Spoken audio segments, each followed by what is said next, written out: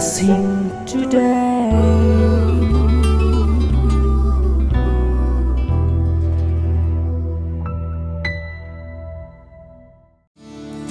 This program is sponsored by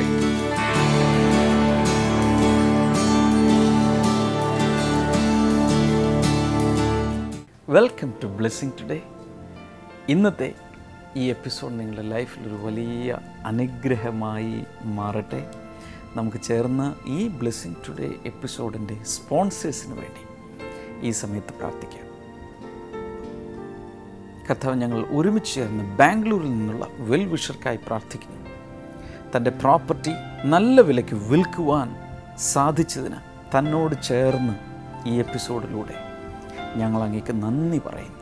തനിക്കും തൻ്റെ ഭാര്യയ്ക്ക് നല്ല ആരോഗ്യം നൽകി, അതുപോലെ സകല രോഗങ്ങളിൽ നിന്നുള്ള സൗഖ്യം നൽകി അങ്ങ് അനുഗ്രഹിക്കണമെന്ന് പ്രാർത്ഥിക്കുന്നു.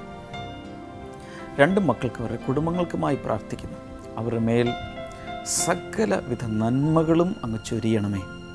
4 കൊച്ചുമക്കൾക്ക് വേണ്ടിയും പ്രാർത്ഥിക്കുന്നു. അവരുടെ വിദ്യാഭ്യാസവും അവരുടെ ഭാവിയും ഏറ്റവും അനുഗ്രഹിക്കപ്പെടട്ടെ.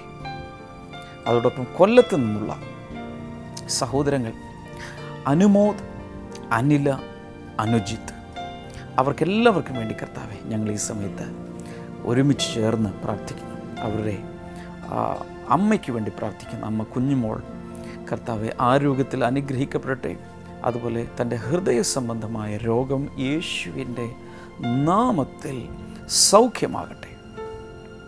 അനുമോദിന് വേണ്ടി പ്രാർത്ഥിക്കുന്ന തനിക്ക് ഇതുവരെ ലഭിച്ചിട്ടില്ലാത്ത സാലറി, പെൻഡിങ്ങിലുള്ള സാലറി ലഭിക്കേണ്ടതിന് വേണ്ടി ഈ സമയത്ത് പ്രാർത്ഥിക്കുന്നു. അതുപോലെ കർത്താവ് ഈ 3 സഹോദരങ്ങളെ കർത്താവ് നല്ല ഒരു ഗവൺമെൻറ് ജോലി നൽകി, നല്ല ശോഭനമായ ഭാവി നൽകി അങ്ങ് അനുഗ്രഹിക്കണമേ എന്ന് പ്രാർത്ഥിക്കുന്നു. അവർക്ക് സ്വന്തമായ ഒരു ഭവനവും അങ്ങ് നൽകണമേ എന്ന് പ്രാർത്ഥിക്കുന്നു. ഞങ്ങളുടെ പ്രാർത്ഥന കേട്ടതിനാൽ നന്ദി.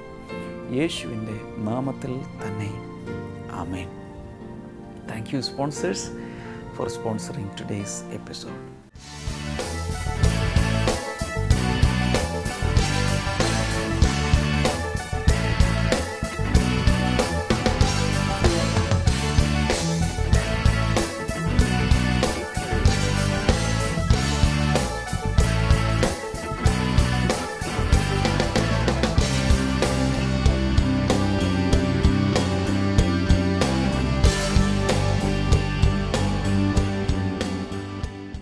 കഴിഞ്ഞ തിങ്കളാഴ്ചയും ചൊവ്വാഴ്ചയും നിങ്ങൾ കണ്ടതുപോലെ തൃശ്ശൂർ മെഗാ ഫെസ്റ്റിവലിൽ നിന്നുള്ള സന്ദേശവും അവിടെ നിന്നുള്ള പ്രോഗ്രാമുകളുമാണ് ഇന്നും നാളെയും തുടർന്ന് നിങ്ങൾ കാണാൻ പോകുന്നത്. നമുക്ക് വേഗത്തിൽ തൃശ്ശൂർ മെഗാ ഫെസ്റ്റിവലിലേക്ക് പോകാം. ക്ഷമാശിക്ഷ ക്ലാസ്സിൽ ക്ഷമിക്കാനുള്ള ക്ലാസ് എടുത്തുകൊണ്ടിരിക്കുമ്പോൾ അതെന്നെ വല്ലാതെ സ്പർശിച്ചു. എനിക്ക് ക്ഷമിക്കാനുള്ള നല്ലൊരു ദൈവിക സാന്നിധ്യം അനുഭവപ്പെട്ടു.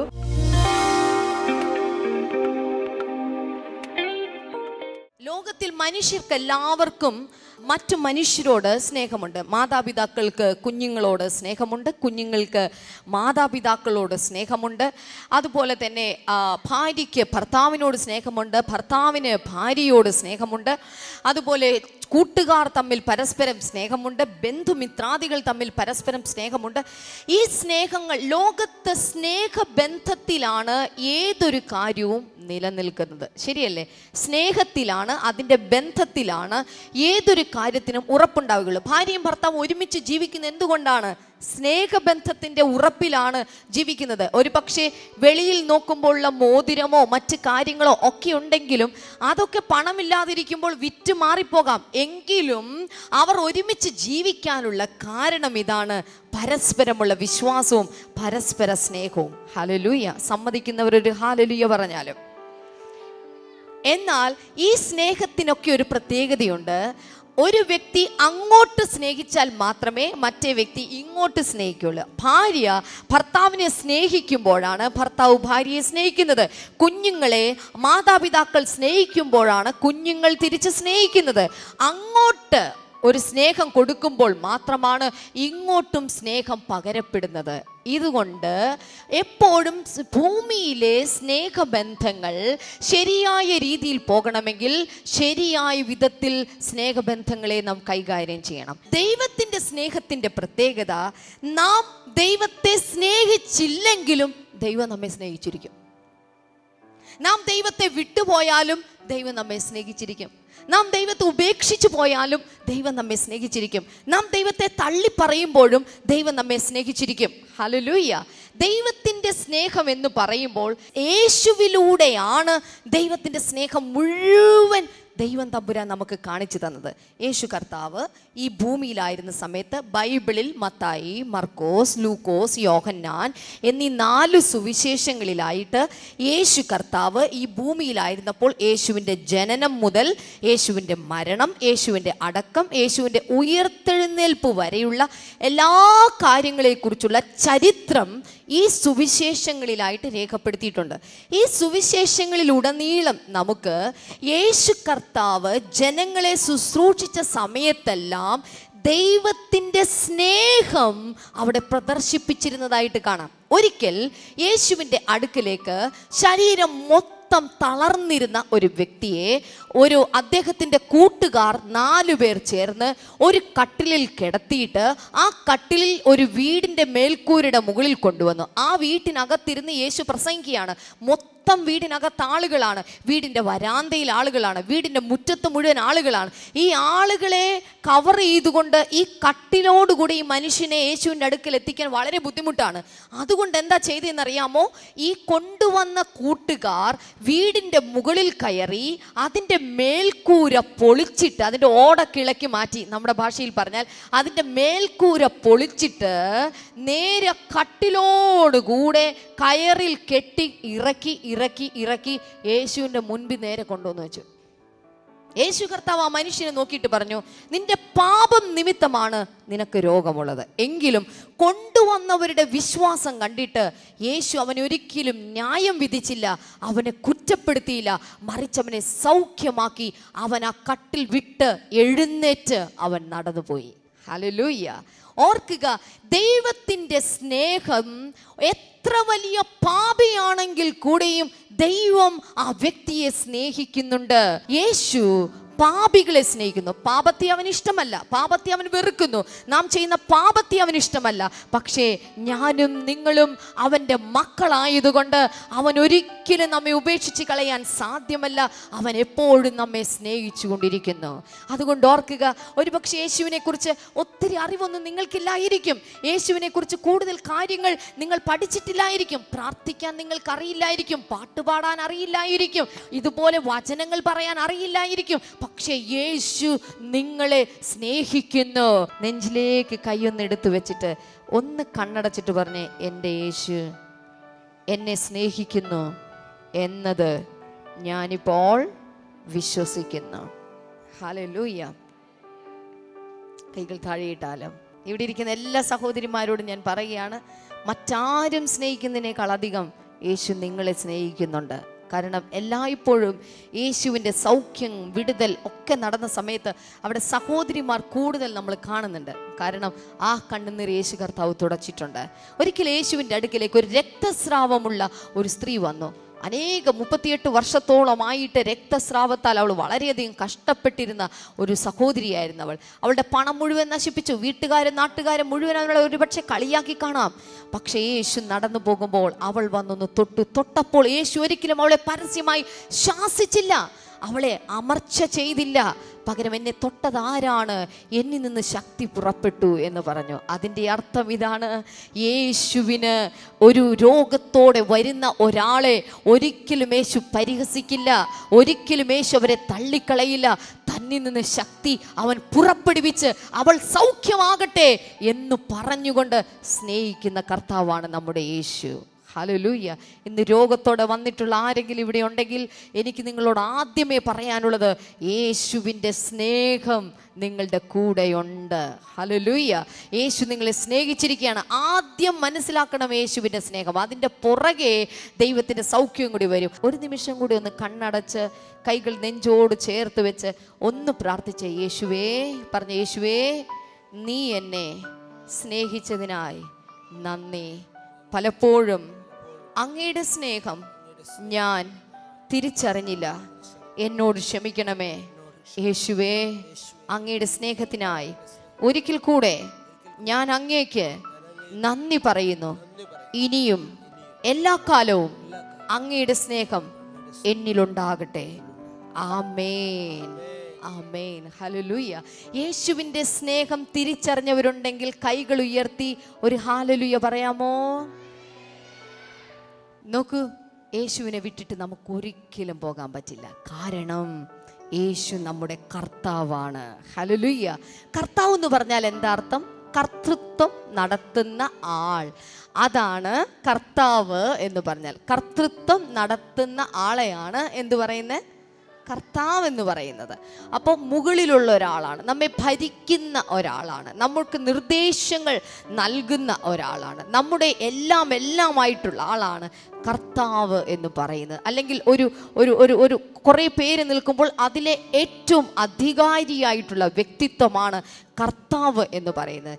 യേശു നമ്മുടെ കർത്താവാണ് എന്ന് വെച്ചാൽ ഇനി മുതലുള്ള നമ്മുടെ ജീവിതത്തിൽ യേശു നമ്മുടെ അധികാരിയാണ്. യേശു നമ്മുടെ എല്ലാമാണ്. യേശുവിന് നമ്മെ ഭരിക്കാനായിട്ട് അവകാശമുണ്ട്. കൈകൾ ഉയർത്തിയിട്ടൊന്ന് പ്രാർത്ഥിച്ചേ. യേശുവേ അങ്ങ് എൻ്റെ കർത്താവാണ്. ആമേൻ. കൈകൾ താഴെയിട്ടാല് ഓർക്കുക, എല്ലായ്പ്പോഴും ഒരു വിടുതൽ വേണമെന്ന് പ്രാർത്ഥിക്കുന്നവരാണ് ഇവിടെ വന്നിട്ടുള്ള എല്ലാവരും, അല്ലേ? എന്തെങ്കിലും ഒരു വിഷയം നിങ്ങൾക്കുണ്ടായിരിക്കും, എന്തെങ്കിലും ഒരു പ്രാർത്ഥന നിങ്ങൾക്കുണ്ടായിരിക്കും. നിങ്ങളുടെ ഒരു വിഷയത്തിന്, നിങ്ങളുടെ ഒരു പ്രാർത്ഥനയ്ക്ക് മറുപടി വേണമെന്ന് ആഗ്രഹിച്ചുകൊണ്ട് വന്നിരിക്കുന്നവരാണ് ഇവിടെ ഇരിക്കുന്ന ഓരോ വ്യക്തിയും. ഞങ്ങൾ എല്ലാവരും തന്നെ, എല്ലാവർക്കും ആഗ്രഹങ്ങളുണ്ട്. ഓർക്കുക, ഒരു വലിയ വിടുതലിനും ഒരു വലിയ രോഗസൗഖ്യത്തിനും മുൻപായിട്ട് യേശുവിനെ കർത്താവായിട്ട്, അതായത് എൻ്റെ ജീവിതത്തിൽ സകലതും ചെയ്യാൻ അധികാരമുള്ള വ്യക്തിയായിട്ട് യേശുവിനെ നാം അംഗീകരിക്കണം. യേശുവിനെ ഒരിക്കലും വിട്ടു പോവുകയില്ല എന്ന് നമ്മുടെ ജീവിതത്തിൽ നാം തീരുമാനിക്കണം. ഹല്ലേലൂയ. എത്ര പേർക്ക് അങ്ങനെ തീരുമാനിക്കാൻ സാധിക്കും? ഒരു വലിയ വിടുതലിന് മുൻപ്, ഒരു വലിയ രോഗസൗഖ്യത്തിന് മുൻപ് നമ്മൾ ആദ്യം ചെയ്യേണ്ടത് എന്താണ്? യേശുവിനെ കർത്താവായിട്ട് സമ്മതിക്കണം. കൈകളൊന്ന് ഉയർത്തിപ്പിടിച്ചിട്ടൊന്ന് പ്രാർത്ഥിച്ചേ. യേശുവേ അങ്ങയെ എൻ്റെ ജീവിതത്തിൻ്റെ കർത്താവായി ഞാനിപ്പോൾ അംഗീകരിക്കുന്നു. യേശുവേ അങ്ങ് എൻ്റെ ആത്മാവിൻ്റെ കർത്താവാണ്. യേശുവേ അങ്ങ് എൻ്റെ മനസ്സിൻ്റെ കർത്താവാണ്. യേശുവേ അങ്ങ് എൻ്റെ ശരീരത്തിൻ്റെ കർത്താവാണ്. ഹല്ലേലൂയ. നോക്കൂ, നിങ്ങൾ ഇന്ന് യേശുവേ നീ എൻ്റെ കർത്താവാണ്, നീ എൻ്റെ ദൈവമാണ്, എൻ്റെ ആത്മാവിൻ്റെ കർത്താവാണ്, എൻ്റെ ശരീരത്തിൻ്റെ കർത്താവാണ് എന്നൊക്കെ പറഞ്ഞില്ലേ? ഈ സമയത്ത് ബൈബിൾ ഭാഷയിൽ പറഞ്ഞോട്ടെ, നിങ്ങൾ ദൈവത്തിൻ്റെ മകനായി മകളായി തീർന്നിരിക്കുകയാണ്. ഹല്ലേലൂയ. നിങ്ങൾ ഭൂമിയിലേക്ക് ജനിച്ചു കഴിയുമ്പോൾ ആശുപത്രിയിൽ ഇന്നാളുടെ മകൻ, ഇന്നാളുടെ മകൾ എന്ന പേരിൽ ഹോസ്പിറ്റലിൽ നിന്ന് മുനിസിപ്പാലിറ്റിയിലേക്കോ അല്ലെങ്കിൽ പഞ്ചായത്തിലേക്കോ കോർപ്പറേഷനിലേക്കോ അതിൻ്റെ ഓഫീസിലേക്ക് ആശുപത്രിയിൽ നിന്നൊരു ലെറ്റർ പോകുമ്പോൾ അതിൽ ഇന്നാളുടെ മകൻ എന്നെഴുതിയിരിക്കുന്നത് പോലെ ഇന്ന് നിങ്ങൾ ഈ പ്രാർത്ഥന ഇവിടെ പ്രാർത്ഥിച്ചപ്പോൾ സ്വർഗത്തിലെ പിതാവാം ദൈവത്തിൻ്റെ മകനാണ്, മകളാണ് എന്നുള്ളൊരു ലെറ്റർ ഇന്ന് ഈ തൃശ്ശൂരിലെ ടൗൺ ഹാളിൽ നിന്ന് സ്വർഗത്തിലെ ഓഫീസിലേക്ക് പോയിരിക്കുകയാണ്. ഹല്ലേലൂയ. നിങ്ങളിപ്പോൾ ആരായി? ദൈവത്തിന്റെ സഹോദരിമാരാണ്. ഈ പറയൂ, ദൈവത്തിന്റെ മകൾ. ഉറക്കൊന്ന് പറഞ്ഞേ. സഹോദരന്മാർ പറയൂ, ദൈവത്തിന്റെ മകൻ. ഇങ്ങനെ നിങ്ങൾ സ്വന്തം ദൈവത്തിൻ്റെ മകനും മകളുമായപ്പോൾ ദൈവത്തിൻ്റെ രക്ഷ ദൈവം നിങ്ങൾക്ക് തന്നിരിക്കുകയാണ്. ദൈവത്തിൻ്റെ രക്ഷയിലേക്ക് നിങ്ങൾ വന്നു കഴിഞ്ഞിരിക്കുന്ന നിമിത്തം അപ്പോൾ എന്താ സംഭവിക്കുന്നത്? സ്വർഗരാജ്യം നിങ്ങളുടെ അവകാശമായി തീർന്നിരിക്കുകയാണ്. ഹല്ലേലൂയ. ദൈവത്തിൻ്റെ രക്ഷയിലേക്ക് നാം കടന്നു വന്നിരിക്കുകയാണ്. ചേർന്നൊരു വലിയ ഹല്ലേലൂയ പറയാമോ? അതിൻ്റെ അർത്ഥം ഇതാണ്, ദൈവമക്കളായി കഴിഞ്ഞാൽ സാധാരണ ഞാൻ ഒത്തിരി പുരുഷന്മാരെ കണ്ടിട്ടുണ്ട്. സാധാരണ ചില പുരുഷന്മാരൊക്കെ കുഞ്ഞു കുട്ടികളോട് വളരെ സ്നേഹവും വാത്സല്യവും ഉള്ളവരാണ്. എന്നാൽ ചില പുരുഷന്മാർക്ക് ഈ കുട്ടികളെ കാണുമ്പോൾ അവരുടെ സ്നേഹമൊക്കെ ഉള്ളിലുണ്ട്, വാത്സല്യമൊക്കെ ഉണ്ട്. ആരുടെയൊക്കെ കുട്ടികളാണല്ലോ, അപ്പോൾ അവരെ തൊടാനൊരു പേടിയാണ്. സഹോദരന്മാരെ ഞാൻ കണ്ടിട്ടുണ്ട്, അവരെ തൊടാനായിട്ട് ഒരു പേടിയാണ്. അവരിങ്ങനെ മാറി നിൽക്കും. പെങ്ങളുടെ കുട്ടിയാണെങ്കിൽ ഒന്ന് തോണ്ടും, ചേട്ടൻ്റെ കൊച്ചാണെങ്കിൽ ഒന്ന് തോണ്ടിക്കൊണ്ടിരിക്കും, ഒന്നും തൊടുവോ പിടിക്കുകയോ ഒന്നും ചെയ്യില്ല. പക്ഷെ ഒരു ദിവസം അദ്ദേഹത്തിൻ്റെ കല്യാണം കഴിഞ്ഞ് സ്വന്തം ഒരു കുഞ്ഞ് ജനിച്ചു കഴിയുമ്പോൾ നിങ്ങൾ ആ സഹോദരന്മാരെ കണ്ടിട്ടുണ്ടോ? എന്താ ചെയ്യുക? അതിനെ തൊടും, അതിനെ ഞെക്കും, അതിനെ പീച്ചും. ഞാൻ നമ്മുടെ നാട്ടിൻ ഭാഷയിലാണ് പറയുന്നത്. അതിനെ കെട്ടിപ്പിടിക്കും, അതിന് ഉമ്മ കൊടുക്കും, അതിനെ കടിക്കും, മൂക്ക് പിടിച്ച് ഉരുമും. എന്താ സ്നേഹം സ്വന്തം കൊച്ചു വരുമ്പോൾ! എത്ര പേര് കണ്ടിട്ടുണ്ട്? ഹല്ലേലൂയ. കാരണം ഈ സഹോദരനറിയാം, ഇതെൻ്റെ രക്തത്തിൽ പിറന്ന എൻ്റെ കുഞ്ഞാണിത്, എൻ്റെ സ്വത്താണിത്, എൻ്റെ അവകാശമാണിത്. ഞാനാണ് ഇവനെ നോക്കേണ്ടത്, ഞാനാണ് ഇവളെ കൈപിടിച്ച് കൊണ്ട് നടക്കേണ്ടത്, ഇതിനെ വളർത്തിയെടുക്കേണ്ട ഞാനാണ്, ഞാൻ ഈ കുഞ്ഞിൻ്റെ അപ്പനാണ്. അതുകൊണ്ട് ആ കുഞ്ഞിനെ രണ്ട് കൈയും നിറഞ്ഞ മനസ്സും കൊണ്ട് അങ്ങ് സ്വീകരിച്ചു വെക്കുകയാണ്. ഹല്ലേലൂയ. എത്ര പേർ ചേർന്നൊരു ഹല്ലേലൂയ പറയും? ഈ ഹല്ലേലൂയക്ക് ശബ്ദം കൂടിയതിൻ്റെ കാരണം അനുഭവം ഉള്ളത് കൊണ്ടാണ്, എനിക്കറിയാം. ഹല്ലേലൂയ.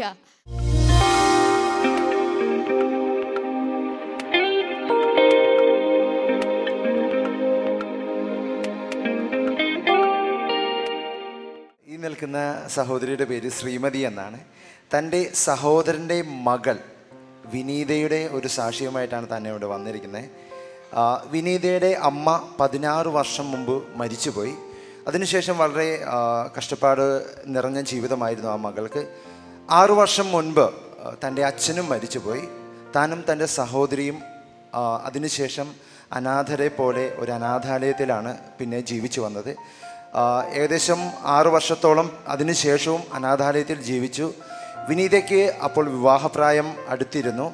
അനാഥാലയത്തിലായതുകൊണ്ട് മറ്റു ബന്ധുക്കൾ ആരും അവരെ നോക്കാത്തത് കൊണ്ട് വിനീതയുടെ വിവാഹം നടക്കുവാനിടയായില്ല. പലരും വരുമെങ്കിലും വിനീത ഒരൊറ്റൊരു ഡിമാൻഡ് മാത്രം വെച്ചുള്ളൂ, തൻ്റെ സഹോദരിയെ കൂടി നോക്കുന്നവരായിരിക്കണം എന്നെ കല്യാണം കഴിക്കേണ്ടത്. പക്ഷേ പലരും വന്നു, പക്ഷേ ഈ ഒരു ഡിമാൻഡ് കൊണ്ട് അവർ വിവാഹം നടക്കാതെ പോയി. ഈ സഹോദരി പറയുന്നത് ഇങ്ങനെയാണ്, 2013 ഏപ്രിൽ മാസത്തിൽ താൻ ബ്ലെസ്സിങ് ടുഡേ TV പ്രോഗ്രാം കണ്ടുകൊണ്ടിരിക്കുമ്പോൾ അതിൽ ഡാമിയൻ ബ്രദർ പ്രാർത്ഥിച്ചുകൊണ്ടിരിക്കുമ്പോൾ ഇങ്ങനെ പ്രാർത്ഥിച്ചു, വിവാഹം നടക്കാത്ത പെൺകുട്ടികളുടെ വിവാഹം നടക്കുന്നു എന്ന് പറഞ്ഞ് പ്രാർത്ഥിച്ചു. ഈ സഹോദരി പറയുകയാണ്, അത് കേട്ടപ്പോൾ തന്നെ തൻ്റെ ഉള്ളിൽ വലിയൊരു വിശ്വാസം വന്നു. തൻ്റെ സഹോദരൻ്റെ മകൾക്ക് വേണ്ടിയാണെന്നൊരു വിശ്വാസം വന്നു. ഈ സഹോദരി പറയുന്നു, അതിന് 2 മാസത്തിന് ശേഷം ജൂൺ മാസത്തിൽ അനാഥാലയത്തിൽ നിന്നൊരു ഫോൺ കോൾ വന്നു. ഒരു വിവാഹാലോചന വന്നിട്ടുണ്ട് എന്ന് പറഞ്ഞ് ഫോൺ കോൾ വന്നു. ഇവർ ചെന്ന് ചെറുക്കൻ്റെ വീട്ടുകാരുമായി സംസാരിക്കുമ്പോൾ അവരുടെ എല്ലാ ഡിമാൻഡും അംഗീകരിച്ചുകൊണ്ട് വിദേശ രാജ്യത്ത് അബുദാബിയിൽ ഡ്രൈവറായി ജോലി ചെയ്യുന്ന ഒരു പയ്യൻ്റെ വിവാഹാലോചനയായിരുന്നു. തുടർന്നുള്ള എല്ലാ കാര്യങ്ങളും എന്താ പറയുക, ഇവർ പറയുന്നത് എങ്ങനെയാണ്, വളരെ അത്ഭുതമാം വിധത്തിൽ ദൈവം നടത്തി. കഴിഞ്ഞ നവംബർ മാസത്തിൽ വിനീതയുടെ വിവാഹം കഴിഞ്ഞു.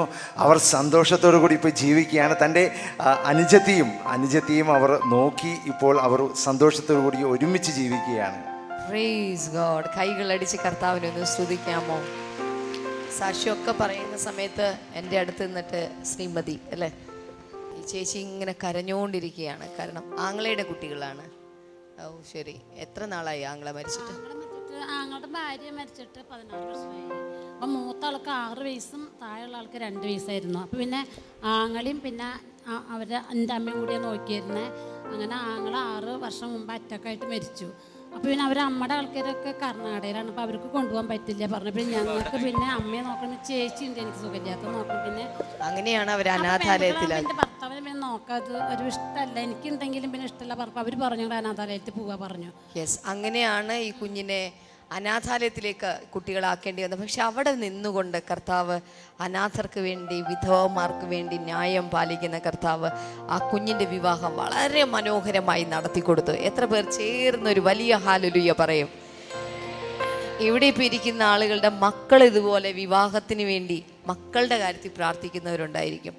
അങ്ങനെ പ്രാർത്ഥിക്കുന്നവരുണ്ടെങ്കിൽ മക്കളുടെ വിവാഹം നടക്കാൻ വേണ്ടിയിട്ടോ അല്ലെങ്കിൽ സഹോദരൻ്റെയോ സഹോദരിയുടെയോ ഒക്കെ വിവാഹം, ആരുടെയെങ്കിലും വിവാഹം നടക്കാൻ വേണ്ടി പ്രാർത്ഥിക്കുന്നുണ്ടെങ്കിൽ അവർ മാത്രം നിങ്ങളുടെ വലത്തെ കൈകളൊന്ന് ഉയർത്തിപ്പിടിച്ചൊന്ന് പ്രാർത്ഥിച്ചേ. കർത്താവേ, യേശുവിൻ്റെ നാമത്തിൽ ഈ ബ്ലെസ്സിങ് ഫെസ്റ്റിവലിൽ ഇങ്ങനെ ഒരു സാക്ഷ്യം ഇവിടെ കേൾക്കുന്ന ഈ സമയത്ത് ഞങ്ങളിപ്പോൾ പ്രാർത്ഥിക്കുന്നു. യേശുവിൻ്റെ നാമത്തിൽ വിവാഹം നടക്കാത്തവരുടെ വിവാഹം നടക്കട്ടെ യേശുവിൻ്റെ നാമത്തിൽ.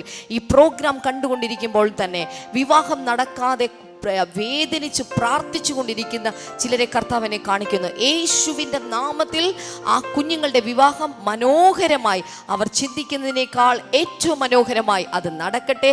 നല്ല കുടുംബത്തിൽ നിന്ന് നല്ല ബന്ധങ്ങൾ സ്ഥാപിക്കുന്ന വിവാഹം തന്നെ അവർക്ക് ഉണ്ടാകട്ടെ എന്ന് പ്രാർത്ഥിക്കുന്ന കർത്താവേ, താങ്ക് യു ലോർഡ്. യേശുവിൻ്റെ നാമത്തിൽ തന്നെ ജനം ചേർന്നൊരു ആമേൻ പറഞ്ഞാൽ ആമേൻ.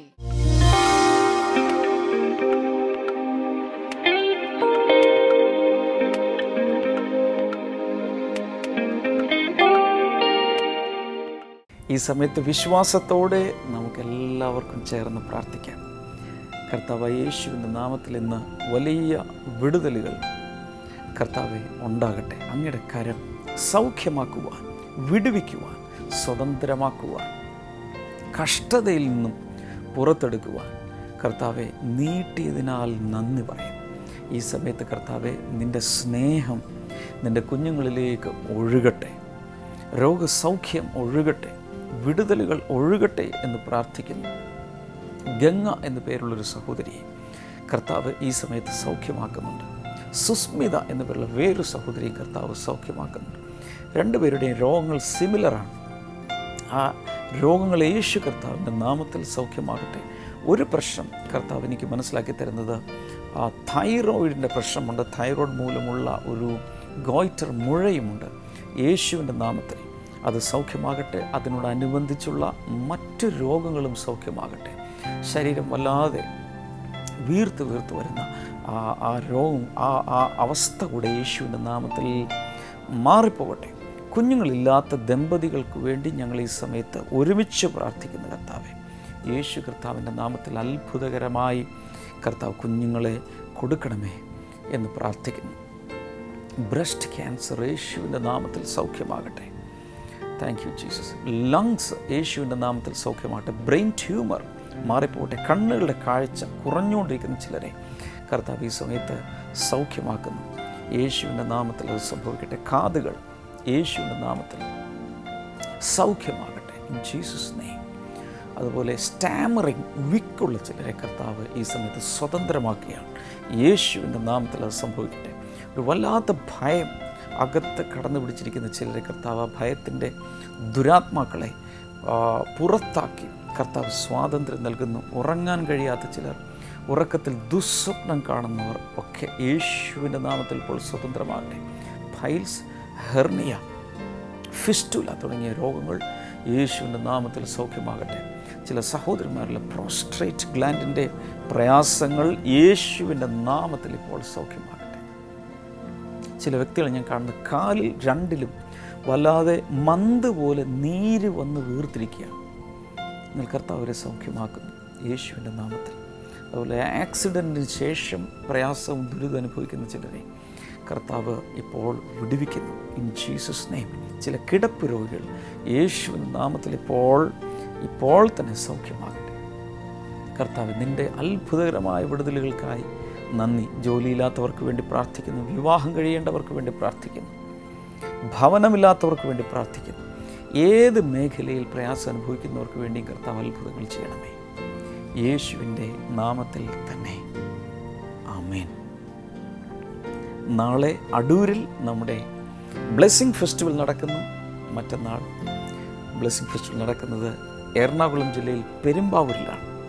ഈ രണ്ട് ബ്ലെസ്സിങ് ഫെസ്റ്റിവലിലേക്കും നിങ്ങളുടെ അടുക്കൽ വന്ന് വ്യക്തിപരമായി ക്ഷണിക്കുന്നു. Please do come and get blessed. ഇന്ന് ഞാൻ നിങ്ങളെ പരിചയപ്പെടുത്തുന്നത് ആശിഷമാരി എന്നുള്ള ഈ പുസ്തകമാണ്. നമ്മൾ ആദ്യമായി റിലീസ് ചെയ്തത് ഒത്തിരി പേരുടെ ജീവിതത്തിൽ ഒരു വലിയ സാന്ത്വനവും ഒരു വലിയ ആന്തരിക സൗഖ്യവും ദൈവത്തെ കൂടുതൽ മനസ്സിലാക്കാനുള്ളൊരു കൃപയൊക്കെ നൽകുന്ന ഒരു പുസ്തകമാണ്. അതുകൊണ്ട് ആശിഷമാരി ഇതുവരെ കിട്ടിയിട്ടില്ലാത്തവർക്ക് നിങ്ങൾക്ക് ഓഫീസ് ടൈമിൽ സ്ക്രീനിലെ നമ്പറിൽ വിളിച്ച് ആവശ്യപ്പെടാം. ബ്ലെസ്സിങ് ഫെസ്റ്റിവൽ വരുന്നവർക്ക് നേരിട്ട് അത് ലഭിക്കുന്നതാണ്.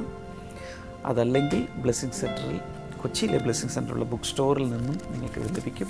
കർത്താവ് ഇതിലൂടെ ഒത്തിരി ഒത്തിരി ഒത്തിരി നിങ്ങളെ അനുഗ്രഹിക്കട്ടെ. നാളെ ഈ ആഴ്ചയിലെ അവസാനത്തെ എപ്പിസോഡാണ്. കാണാൻ മറക്കരുത്. ബ്ലെസ്സിങ് ടുഡേയെക്കുറിച്ച് ഇതുവരെ കേട്ടിട്ടില്ലാത്ത, അറിവില്ലാത്ത ഒരാളോടെങ്കിലും ഇന്ന് ഇതിനെക്കുറിച്ച് പറയണം. ഈ ചാനലിൽ ഈ സമയത്ത് ബ്ലെസ്സിങ് ടുഡേ പ്രോഗ്രാം ഉണ്ട് എന്നുള്ളത് പറയുക. God bless you. See you tomorrow. By.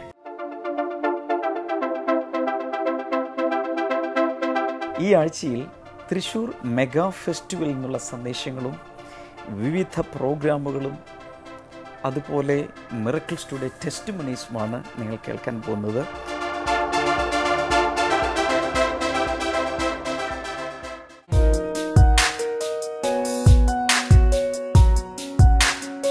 ബൈബിളിലേക്ക് വീണ്ടും സ്വാഗതം.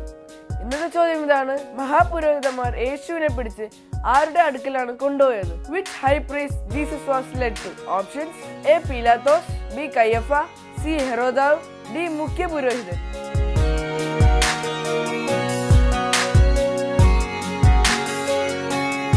നിങ്ങളുടെ ഉത്തരങ്ങൾ 9645221221 എന്ന നമ്പറിലേക്ക് SMS ചെയ്യുക. ചെയ്യേണ്ട format DT space ABC or D space നിങ്ങളുടെ പേരും പൂർണ്ണ മേൽവിലാസവും. നിങ്ങളുടെ ഉത്തരങ്ങൾക്ക് സമ്മാനങ്ങൾ നൽകുന്നത് ഓയിൽ ബുക്സ് ആണ്.